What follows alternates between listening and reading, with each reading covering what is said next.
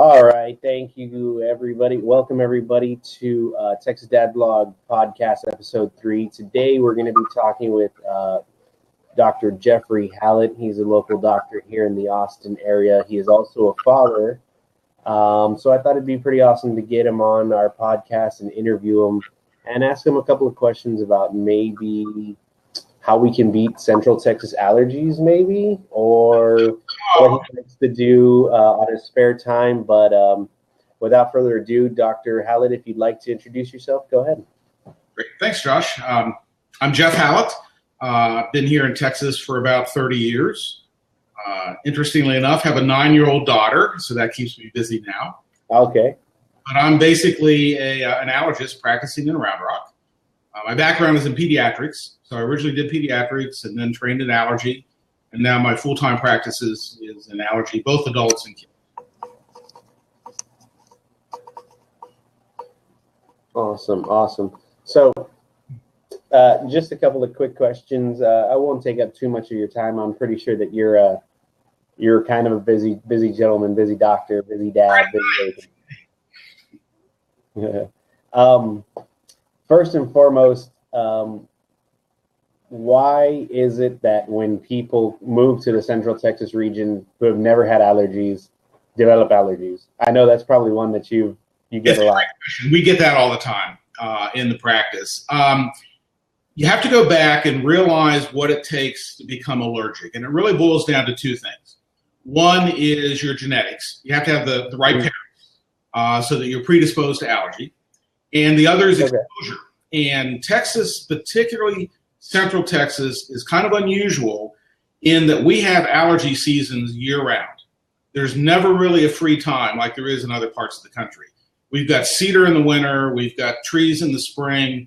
We've got grasses in the summer. We have weeds in the fall. And all of those kind of overlap. And so there's a lot of stuff out there that people can be allergic to. So if you move into the area and you have the wrong genetics and you're something that you're predisposed to being allergic to, you're going to end up having allergies. One question that always comes up is, why did I not have troubles the first couple of years and then suddenly start having troubles? And that boils down to the need to be re-exposed to the items that you're going to be allergic to. So, for instance, this time of year, we have people coming in with cedar allergy. Right. And they say, well, gee, I've lived here 5 years, or I've lived here 10 years. I never had troubles until now. Well, the reason for that is it took a number of seasons of exposure before they became symptomatic. And for some people, that's 1 or 2 seasons. For some people, it's 4 or 5 seasons. But if you're predisposed to being allergic and you live around the thing that you're supposed to be allergic to, then at some point you're going to develop allergies. And it's a very common problem. I personally talk about it on the blog every so often. And I think you saw my tweet that, was it last week, I believe, or 2 weeks ago? I was sick. I had a sinus infection. And I personally have asthma, so I know all the ins and outs. You're the classic patient then. Yeah, of suffering and having all that good stuff. And I always carry one rescue inhaler with me, and I have one, in my office. I have one in the car. So I always say I think people who do not have allergies don't realize how much it can impact your life. Definitely. There's a huge misery factor, particularly with hay fever symptoms. If you also have asthma, if you have lung problems, it impacts what you do every day. Yeah, I think, was it last week? I was out of work for like 2.5 days because I was just, when I first got sick, I was tugging at my collar because I really thought that I was choking. I couldn't breathe. It was maybe my shirt that was too tight, but we're kind of wrapping up our busiest allergy season in Texas. Even though we have troubles year-round, the cedar season in the winter is always the toughest for patients. And typically, I always tend to get sick around this time of year, and then I'm good through, the spring, and then once summer hits, and then I'll probably get sick one more time. Typically, the cedar patients will have troubles between Christmas and Valentine's Day. And as soon as that season's over, we're into the spring tree season. So that's what's actually starting right now. We're having an early spring in Texas. So a lot of the tree patients are beginning to have troubles right now. So it's tough to get away from these things. So if you don't mind me asking, how do you manage, being a doctor? I know I read on your website that you also do a rotation at a hospital. How do you manage being a doctor, working a lot, and having children?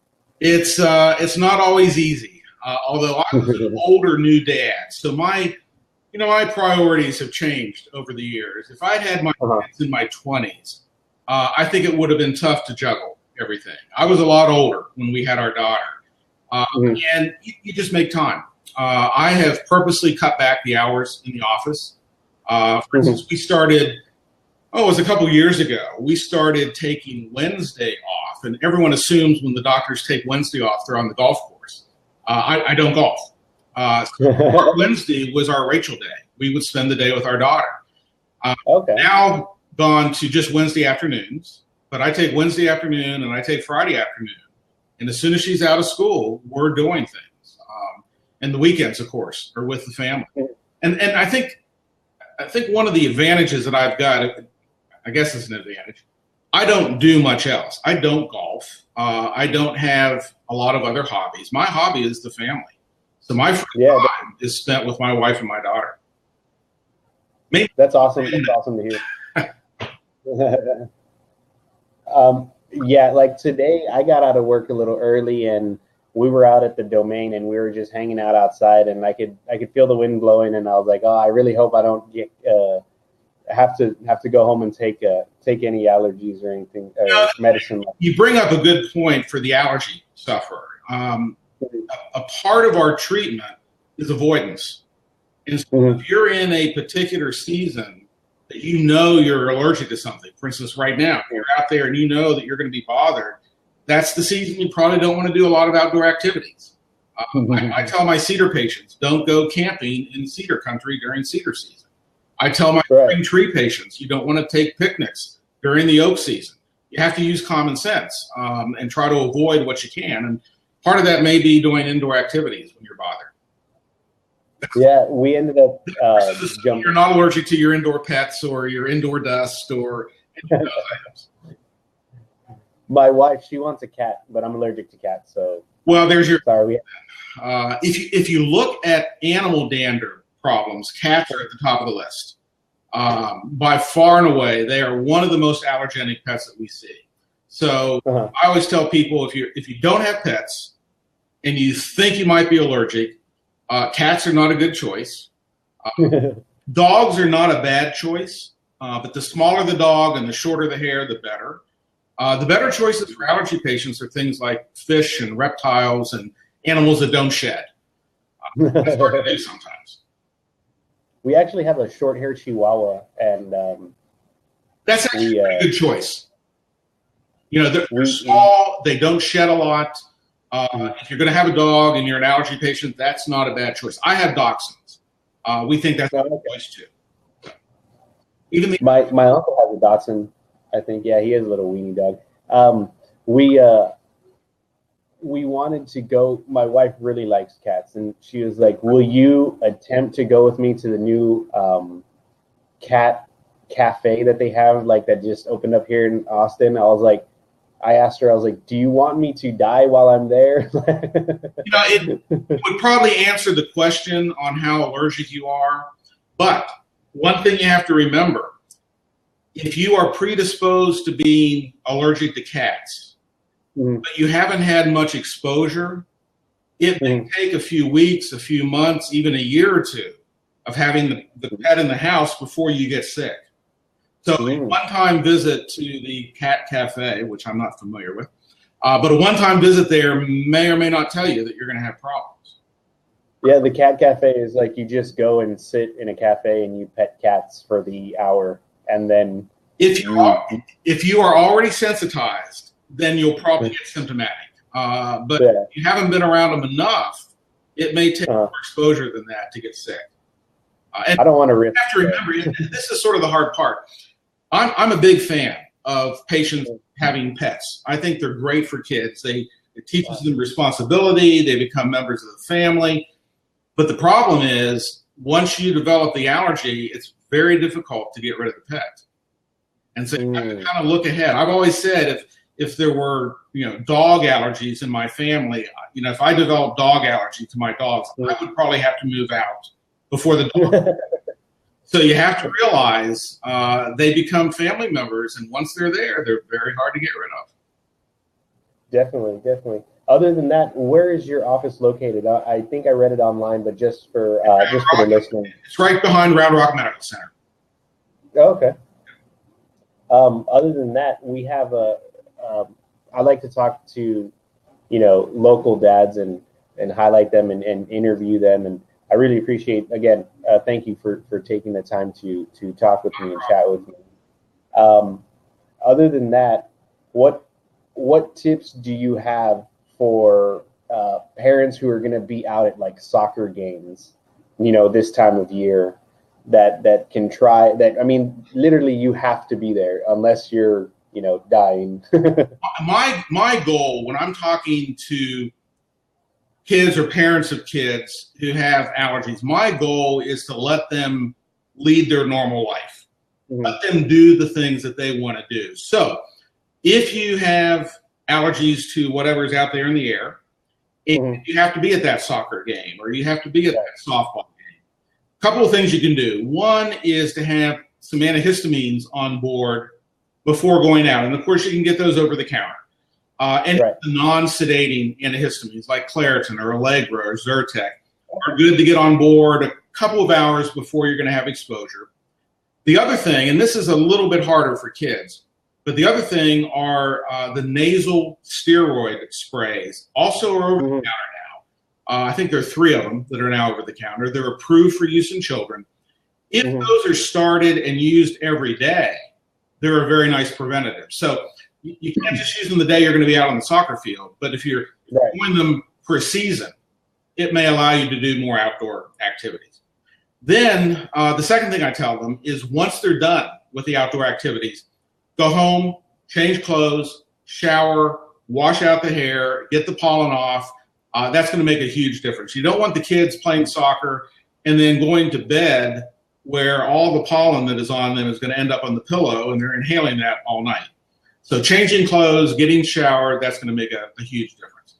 And then if they've done all those things, if they've done the medicines, they've taken the cleanup precautions afterwards, and they're still having troubles, that's where an allergist should step in, do some testing, find out what it is that's giving them troubles, and then we can immunize those patients. We have a lot of kids now that are on what's called immunotherapy, which is a preventative treatment. Traditionally, people have done allergy injections, and we still do that. We also now have allergy drops that you can do under the tongue, and it's a whole lot easier for kids. So there are some prescription medical options if the over-the-counter medicines aren't quite doing the job. But our goal is to let the kids go do their activities. You don't want to, you don't want to leave them inside all day. And if they're inside all day, they can't. They'll drive you crazy. Physical activity, yeah.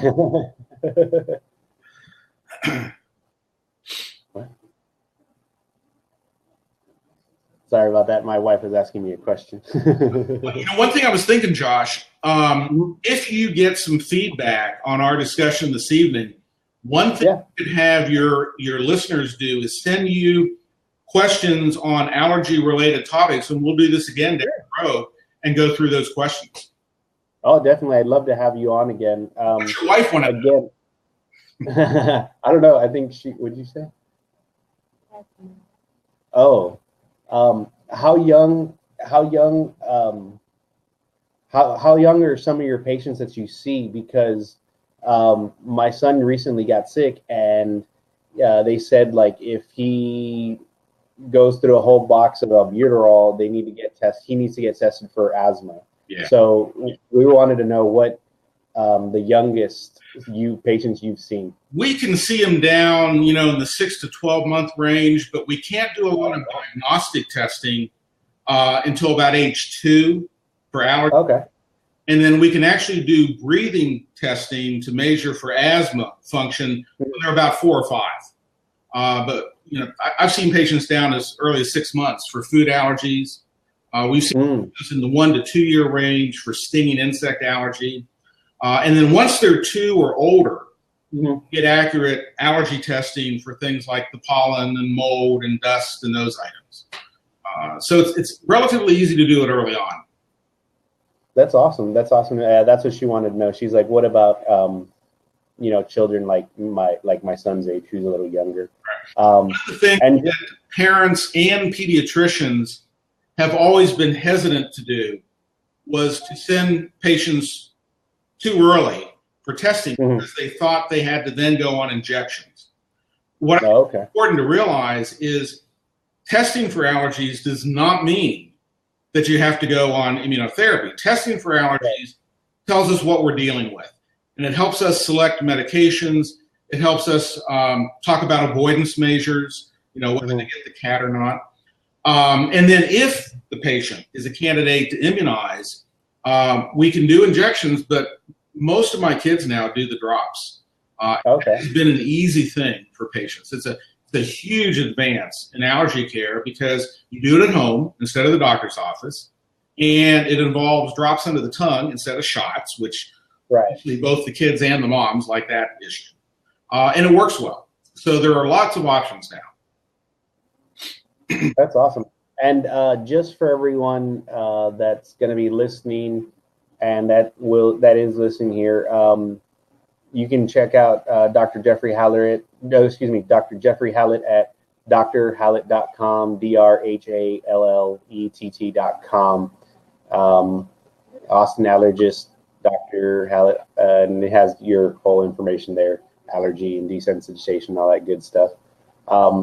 Again, I really appreciate you being on, and if I get some feedback and some questions, I'll definitely try and see if we can get you back on here again. I'm hoping to set the podcast up weekly, so maybe one of these weeks in the future I'll have you back on and we can chat again. That'll be great. I'll look forward to it. All right, thank you very much. I'm gonna